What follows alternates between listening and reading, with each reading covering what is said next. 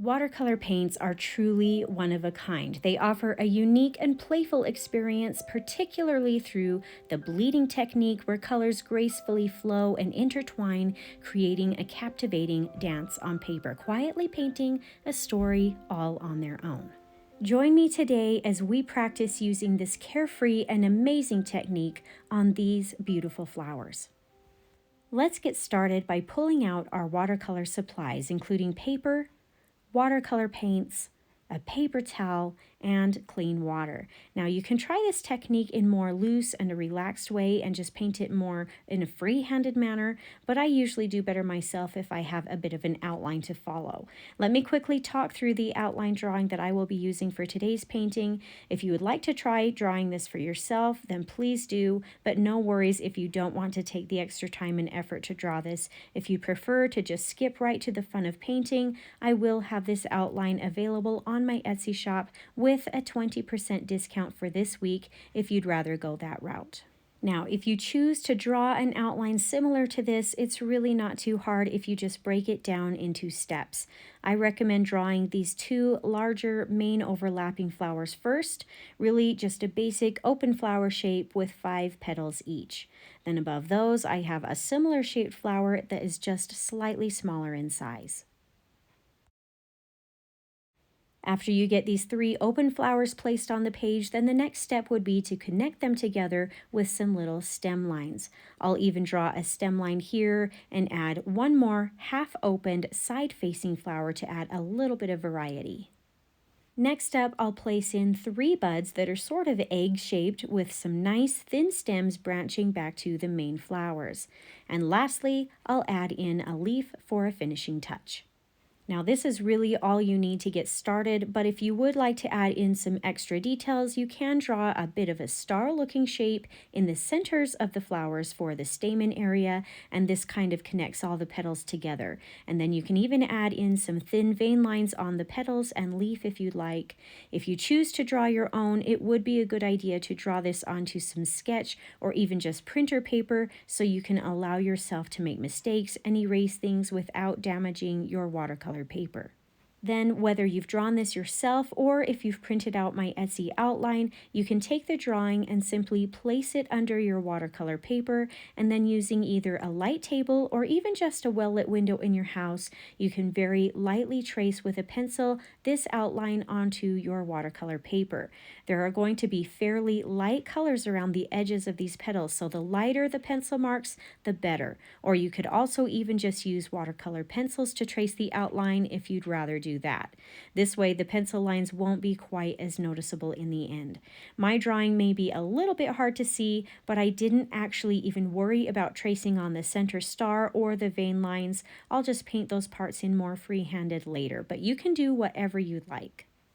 Now for my brushes today, I think I will be using some smaller sizes from my Craftamo set.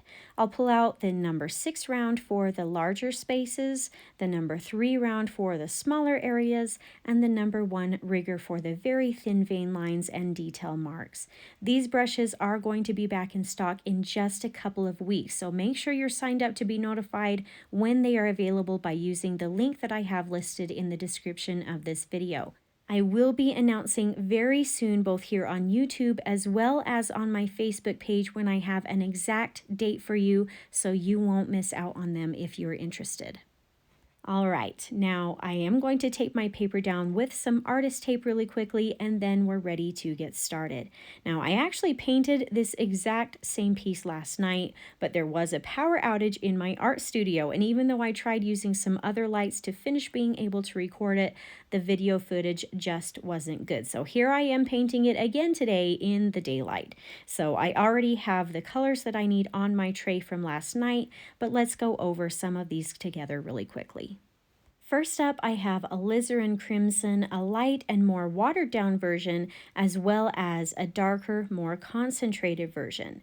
Next up, I have some Cadmium Orange, or you could even just try some Yellow Orange or even a Gamboge for this if you'd rather. Then for my green colors, I have Olive Green and Hooker's Green. Now, today's bleeding technique goes hand in hand with the wet on wet technique. The water and wet paint are key to the majority of this painting today. So let's just start off by painting this little lone leaf first. I'll put down a nice layer of water on the area using the number 6 round, and now I will add in some of the olive green paint. Maybe I'll try focusing this color mostly around the edges with maybe a little bit moving into the center area. And then when I feel like that looks good, I'll start adding in the darker hooker's green in the middle of the leaf. And I'm just going to let those colors blend and bleed together. The whole purpose of this painting today is to kind of go with the flow of the paint. Let's push and place the paint in the general area that we want, and then we're going to just let it bleed and flow on its own. That looks pretty good, I think. Let's let that dry before we try putting in any of the vein lines. But while we've got the green paint out and ready, I'm just going to go ahead and paint in any of the stem lines that we have going on. Now, this might be a good time to switch over to the smaller number 3 round for some of these thin stems and branches. I actually just got going and didn't think too much about it, so I'm actually still using the number 6. The good thing is that it has such a nice pointy tip. I was able to get in here pretty good with it, but it may be easier to switch to the smaller brush if you have it.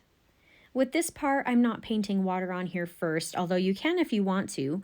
Basically, I'm just starting out with the olive green color on the area first, and then I'm coming back in with a touch of the hooker's green for a bit of a shadow look. I kind of like to place the hooker's green near the bottom or the top of the stem, and maybe a very thin line off to the right side. And I'm adding the hooker's green in here while that base olive green color is still slightly wet, so they are blending together just a little bit. Painting the flowers is the most fun part, so we're going to get all this boring stuff out of the way and we'll save the best for last.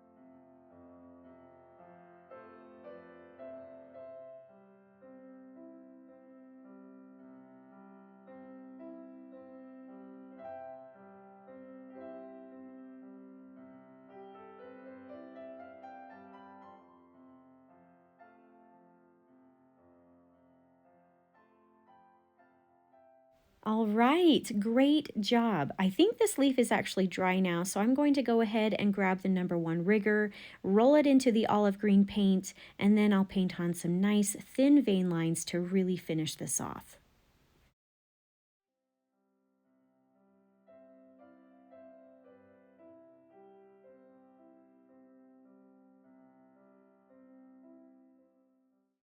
Okay, let's pull out some of the pink and orange colors next, and we're going to paint these little buds really quick. Now, I am going to paint these wet on wet, so using the number 3 round, I'll paint on a thin layer of water on the bud first, and then I'll add in some of the alizarin crimson. I think I'll use the darker, more concentrated alizarin crimson for these buds, but you can try out whatever you'd like. I'll probably just start painting the color mostly around the edges, but because we are playing with the bleeding of the colors, if it spreads into the center a little bit, then that's totally fine too. We're just going to go with the flow here today. Then after we've got that dark pink on here, we're going to add in a touch of the cadmium orange along the bottom and maybe a little bit of the middle area while this paint is still wet, and we'll let those colors bleed and blend together. Then to play around a little bit more with this bleeding technique, I'm also going to take just a dab of this olive green color and place that at the base of the bud, while again these colors are still wet, and we'll let that green color bleed into the flower. This first bud was really quite small, so it may have been a little bit harder to do this technique on and see exactly what I was doing, but the good news is there are still two more and they are a little bit bigger this time. So let's try this again.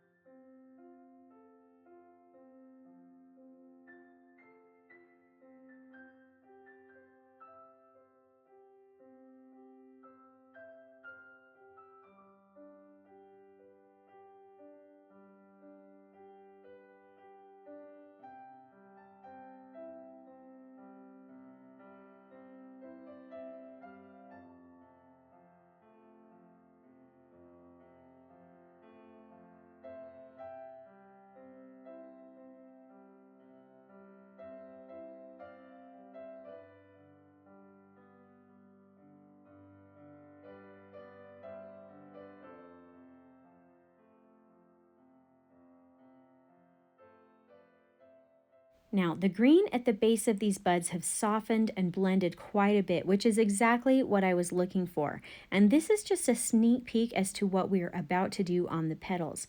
Now, you can leave this part looking just as it is, or if you'd like to add in a touch more definition into the greenery here, you can paint over the top with just a few leaf-like brush strokes to make it a little bit more defined. Alrighty, now that was just a taste of what we are about to do. I think you are going to love this. All of the boring stuff is done, so let's move on to the larger petals of these main flowers. I'll pull out the number 6 round for this since they are larger spaces. We'll be using the wet on wet technique again, so let's start with a water layer first, and I'm using a pretty good amount on here because it really helps to get that paint flowing. Then after I have the water layer painted on, I'll take a little bit of the lighter, more watered down alizarin crimson and start placing that in around the edges of the petals, letting it sort of bleed into the center area. If you feel like the center of the petal does need more color though, you can definitely add some in there too. But keep this first layer of color fairly light in value. Then while that is still nice and wet, we're going to take some of the cadmium orange and place that in near the bottom of the petal or the area closest to the center of the flower.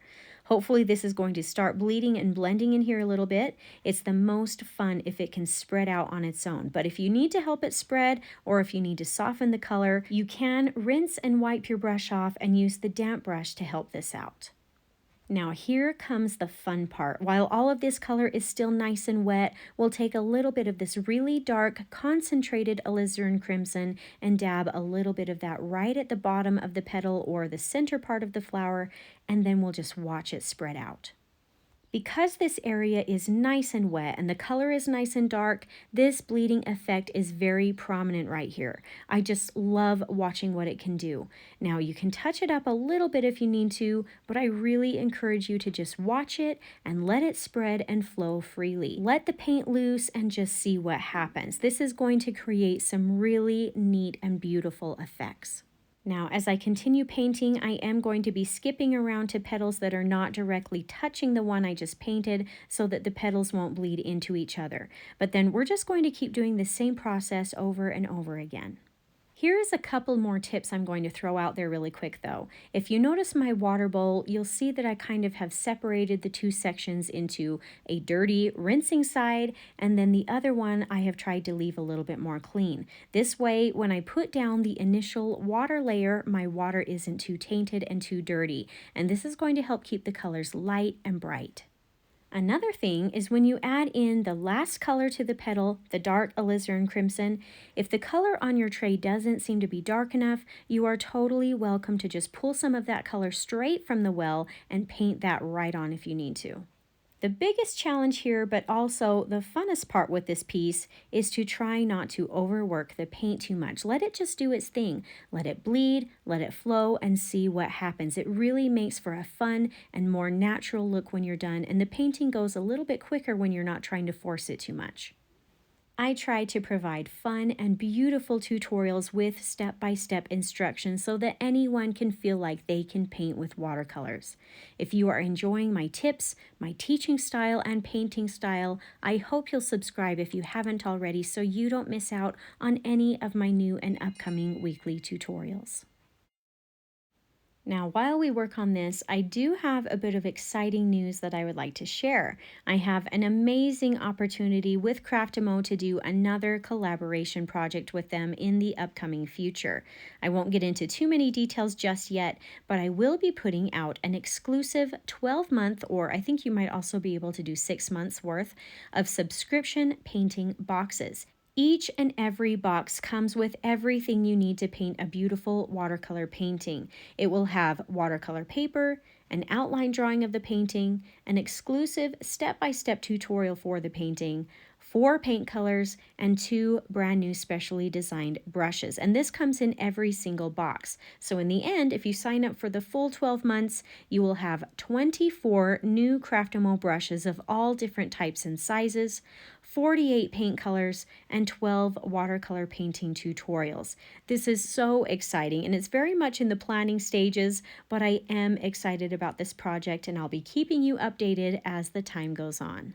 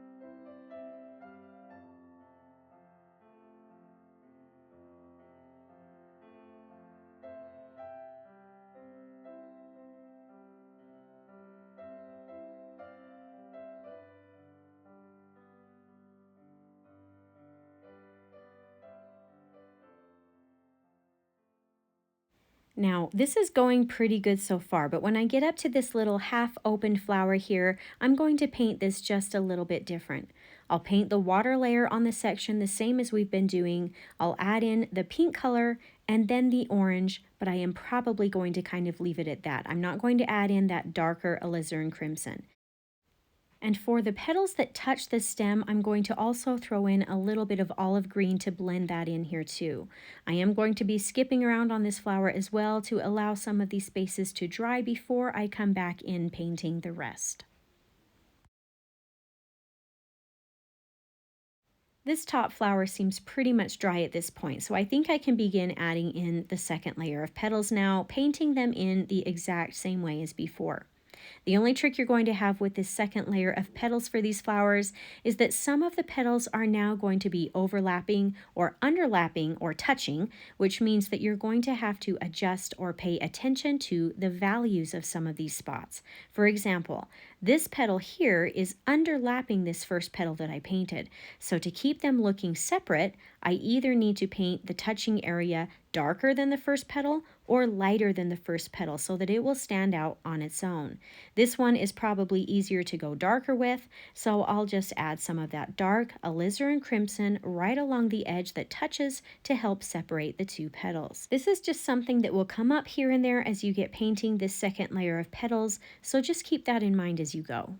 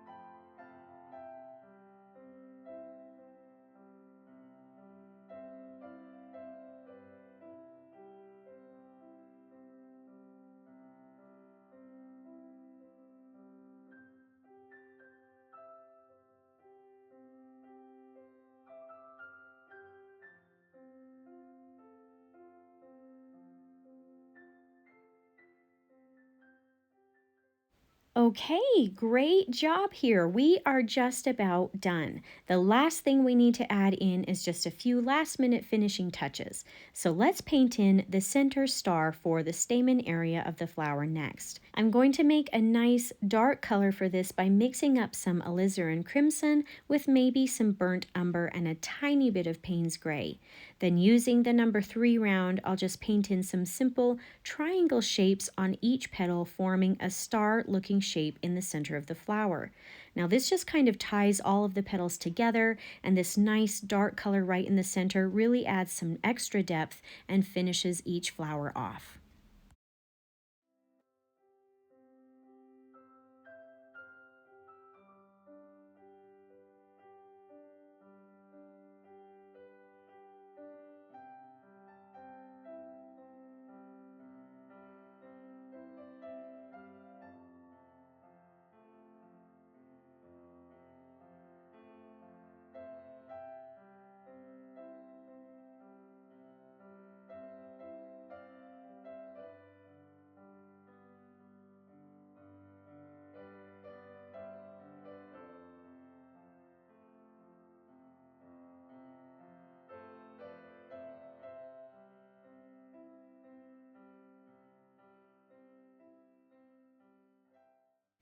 Now let's add in some nice, light, thin vein lines on the flower petals using the rigger brush and some alizarin crimson.